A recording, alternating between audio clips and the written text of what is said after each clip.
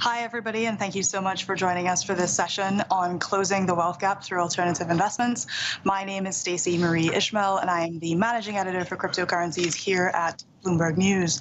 I am truly delighted to have a multinational panel joining us today. I will start by briefly introducing each of them. I'll start with our visitor who's furthest away. So we have Blair Halliday, who's the head of the UK for Gemini, which is a cryptocurrency exchange. We have Deidra McIntyre, founding admin for Black people in cryptocurrency. And last but absolutely not least, we have Shawn Wilkinson, who is the founder and chief strategy officer for Storj. Nice to meet you all. Thank you for joining us here today.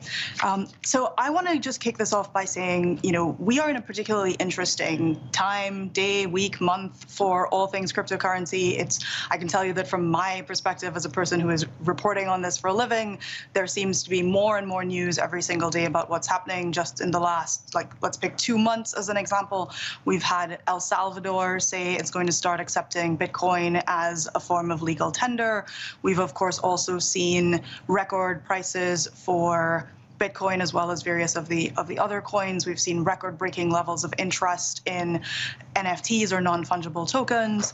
But one of my big questions and something I'm very interested in having us talk about today is, well, what does this really mean for folks sitting at home who are thinking, I don't have $66,000 to spend on something that I'm not sure what to do with? And Deidra, I'd really love for you to kind of kick us off on the question of, somebody who is perhaps watching this panel or who's WhatsApping their friends about, I heard about this thing called crypto, what should I be doing? What would you tell them?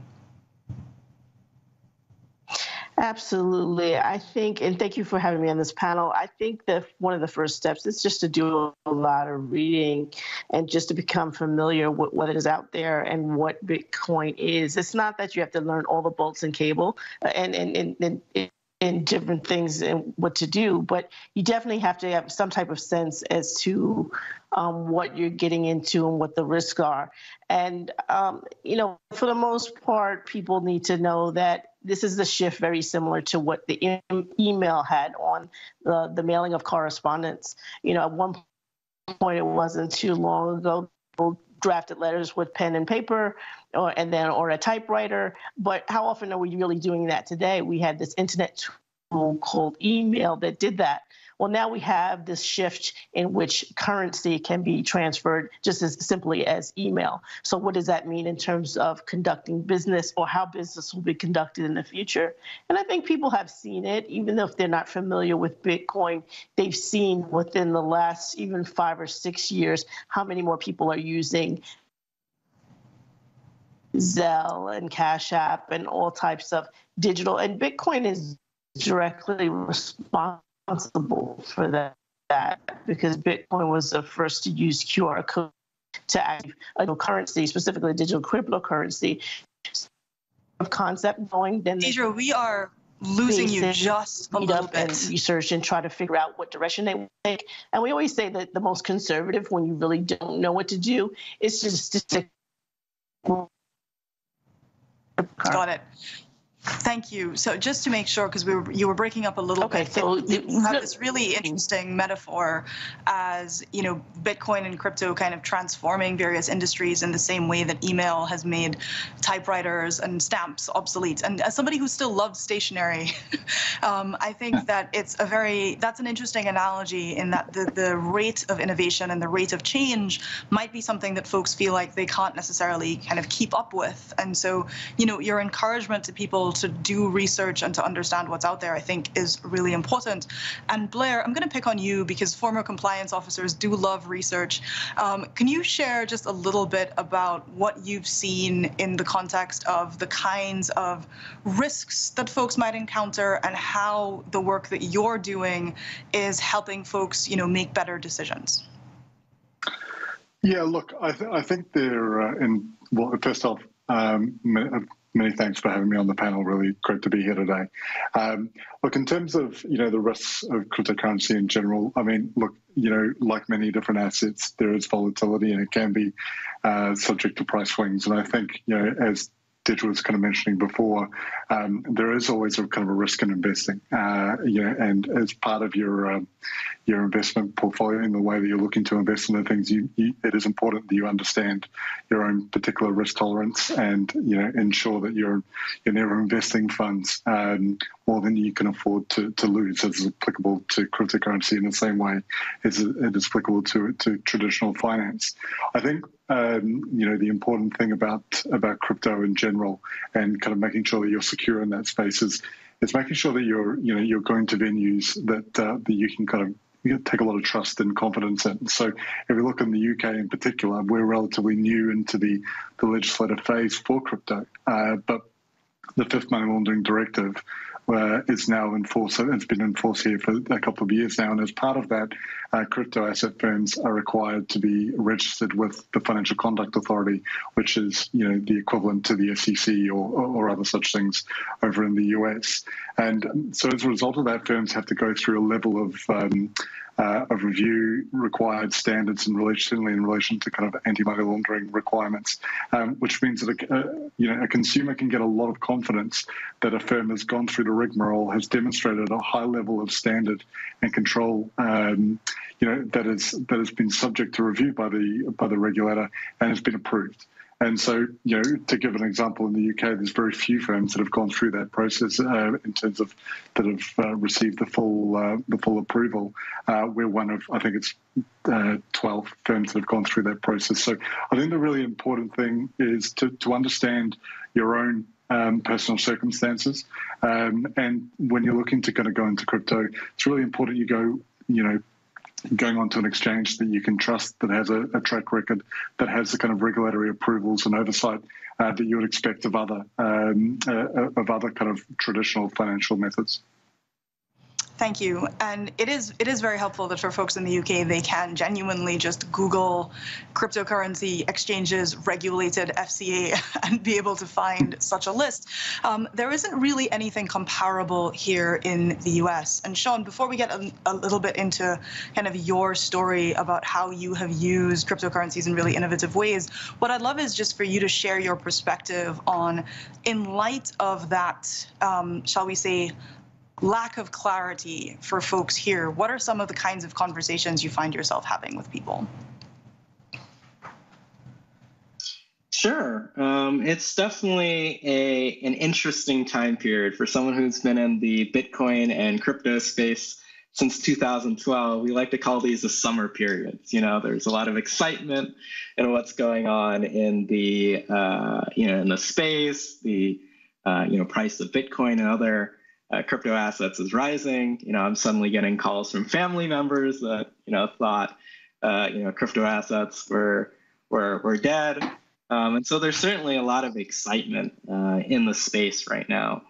What I like to really point people towards in terms of answering the core question of this panel in terms of bridging the wealth gap. Bitcoin and these other crypto assets are really a new asset class. And if you look at, the newer generations, they're not necessarily, writing checks to each other. They're using things like Cash App and other things. And so if you think of what the future is going to be of money assets, it's really going to look a lot more like Bitcoin and these other assets. And in terms of bridging the wealth gap, I think it's really important to note that when people think of Bitcoin and other assets, they really think in terms of, is this something that I should invest in? And I don't really like to point people towards, earning cryptocurrency. When I started out in 2012 with Bitcoin, I was a broke college student, but I had a little, I had a computer that I could use, and some free electricity in the dorm room. And so I mined half Bitcoin a day. Now, certainly that's a lot more than it was back then, but that was my start to crypto. And it really didn't cost me anything to start to play around and explore in this space. And so that's one thing that I really point people towards and try to have a conversation around is getting into the space doesn't necessarily mean you put up, $66,000, but you can start to play with some of these applications and research and participate in communities and earn your very start into this ecosystem. So that's where I like to point people towards. I will note that we're sort of long past the phase of sort of free money made by mining. It's much more expensive than what you're describing right now, even if folks might have that good free college electricity in those dorm rooms. One of the things that I was so fascinated by when I was looking at your background is this idea that you're an entrepreneur, you run a company, you were out there kind of looking to get sort of venture capital attention and raising, and you came up with this novel idea, especially particularly for the time that you were doing it, of selling tokens instead of saying like, hey, here's equity. Can you talk a little bit more about how you used crypto as really a way to fund your operations and kind of really enable you to be where you are right now? Sure. So going back to that very first portion where I was just mining Bitcoin, getting involved in the space, I was able to use, a broke college student, really didn't have any funds, but I was able to use those very first assets to get the business going, essentially focusing on decentralized storage, allowing people to rent out their extra hard drive space, just like I rented out my extra compute power to mine Bitcoin, and then selling that to businesses and developers. And this was a very, new technical concept that used, Bitcoin and blockchain under the hood. And so as I went out to go raise venture financing, there was two things against me. One, this was a very new technology. Talking about Bitcoin and blockchain in 2015, they'd be like, that's used for drugs and guns, right? And number two, as a young Black founder, I really didn't have access to the kind of network in terms of VCs. And I'd go into meetings, bring my white business partner, and they would, as the CEO at the time, they would go shake his hand because he was an older white gentleman instead of mine first. And so those little micro things in terms of access and being able to raise capital was very different. But I found in the crypto space, people are really hungry for the next technology and the next area. And they were much more open towards, hey, this is a really cool technology. We really love it. We want to be able to support you. So in 2015, I was able to raise $500,000 to start this idea through essentially a token sale. And then in 2017, we were able to do another token sale to raise $30 million to really grow the project and product. And those are things that were not possible for me to get access to. The amount of resources that we needed to build this was just not possible through traditional VCs. Now in this market, there's a lot of excitement. But when we really were on the ground floor and we needed that help, it came from the crypto community. And Deidra, that idea of the ground floor is something that you've talked about a lot in your work and your writing. This idea that, folks need to be paying attention at risk of being kind of left out in the way that some people were during the first .com boom. Of course, the first .com boom ended poorly, so that is, certainly something that folks need to keep in mind. But, going back to this idea of, as Shawn, the point that Shawn was making, is crypto in fact more welcoming to people of different kinds of backgrounds in your experience? No, I think we're facing the same challenges that occurred during the early .com boom. If you look at the number of startup companies, with Shawn being the exception, but if you look at the number of startup companies, there's still tremendously cisgendered white males that hire other cisgendered white males. And maybe there's a little bit of diversity on some of the marketing aspects and human resources, sort of the fringe thing or the lone individual, but we really don't see, the pluralism that you would expect that's coming out of things that should be funded in our country or even overseas in Europe and elsewhere, especially on the African continent. I think those of us who are Black that are in this space and crypto being like the internet being borderless, we have a tendency talk across nationalistic and continent lines, and we get feedback from the African continent that it's easier to be a white male founder on the continent of Africa than it is to be a Black founder, even with a software engineering degree. So I think we still have a long way to go with fight for in the space, and so that people can be funded to not even just resolve problems, but to bring global brands into the marketplace, even in the crypto sector.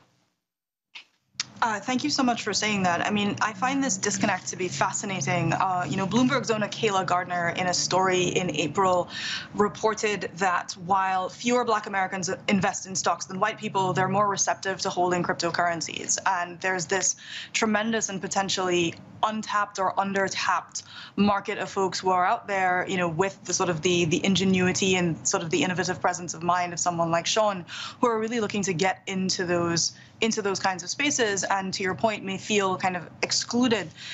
Blair, what are the kinds of things that you are noticing in the UK market, and what are the kinds of things that I think Gemini is partnering or has partnered with various groups that are focused on getting more folks from Black and minority ethnic backgrounds into this space and aware of the space, and I'd love for you to share more about what you're up to.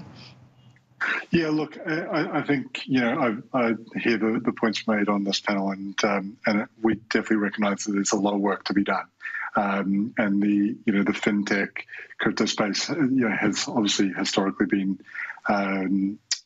primarily white males, I guess, and so there's a lot more to be done to kind of increase representation across kind of leadership and executive levels, kind of, and even at Gemini, and we're kind of, and we're not alone. And as I say, this is definitely, broadly across the crypto space and tech space at large. And our journey is a lot earlier than most. But rather a lot later than most, rather. So we were founded in 2014. But one of the really important things is about having a goal of true diversity and to make it a kind of a source of continuous improvement. If we look, in the UK, from our perspective on the UK market in particular, we've got quite a diverse group here. So 75% of the UK Gemini force is female, and there's a wide kind of ranging different background of diversity in that space as well. And it's really important that it's a really important part of our growth that it remains a really safe and diverse space, and that we can continue to kind of encourage that as part of all of our recruitment processes. You're absolutely right in terms of we've done a whole bunch of stuff, and certainly kind of on the US side with the Black Blockchain Summit, the Crypto for Culture Diversity Conference, the US National Policy Network for Women of Color in Blockchain. More locally in the UK, we've actually also, as part of our sponsorship for the boat race, we launched the Gemini Bursary Fund. Was actually a fund that originally we put £75,000 into. It was oversubscribed, but that enabled whole groups of people across the UK from a variety of different diverse backgrounds and to get access to rowing, which is not historically not necessarily a particularly diverse sport, but it gives them. I'm gonna pause you there. Can you share for the folks in the audience why rowing is so important to Gemini? Oh yeah, well, rowing is a big part of our background. Tyler and Cameron Winklevoss were both rowers at the Oxford as part of the Oxford and Cambridge boat race, which is the one we sponsored, and also we're Olympians. So, but as part of that as well, rowing as a concept also breeds some really positive, a really positive ethos. It's about working together, so definitely it kind of fits into our not only our narrative but also the way we want to do things, which is working collaboratively, working together, and working as one team. So that's a bit of background as to why rowing was really kind of interesting to us. But I guess what I'm kind of definitely trying to evidence here is that look, we have to be conscious of this, and we've made some significant strides, and and it's not just kind of it's at all grades that we've made those strides. So for the UK and the EU market, our head of Ireland is female.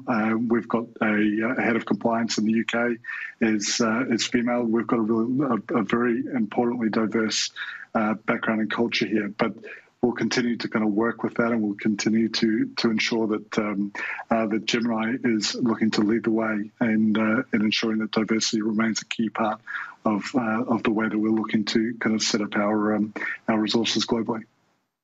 Thank you for sharing that. And Deidra, going back to the point that you made about Nigeria, which just recently debuted its own digital currency, which is a different kind of conversation about what the future of money could look like. Certainly one of the trends that I'm seeing as, an editor and a person trying to stay on top of this coverage all the time is there are very different attitudes within different countries as it relates to crypto. As Shawn put so memorably, there's, I say, the spectrum of like, is this all just guns and drugs, or is this like the greatest thing ever?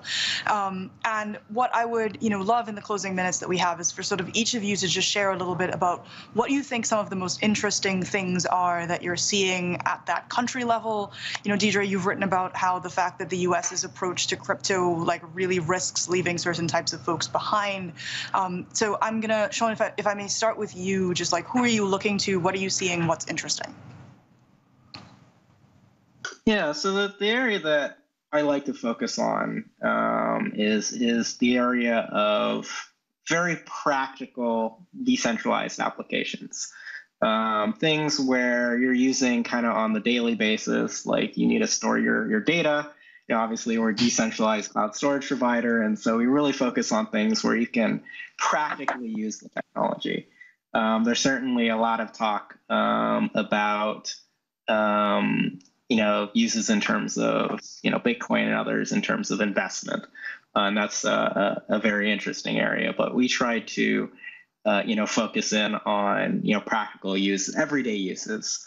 I think it's really interesting if you look at the core ethos of Bitcoin and blockchain, Ethereum, and all these this whole ecosystem is really, while there's been slow progress towards this movement, is to provide access to billions of people around the world who are unbanked, who don't have access to, financial systems, and which would make a huge impact in terms of their daily lives. And so that's really where we're trying to march towards. I think there's still, a lot of work to be done, and you have different countries who are on different regulatory spectrums. From Bitcoin, is an amazing thing, to let's ban it completely. We don't want our citizens to have access to this.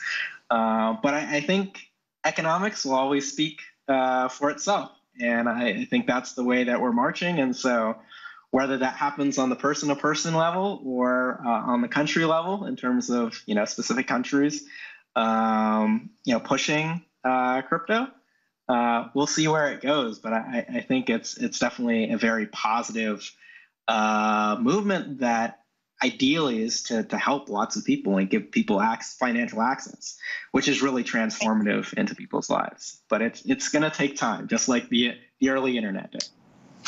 And Deidra, are there any countries that you think are an interesting example of this right now?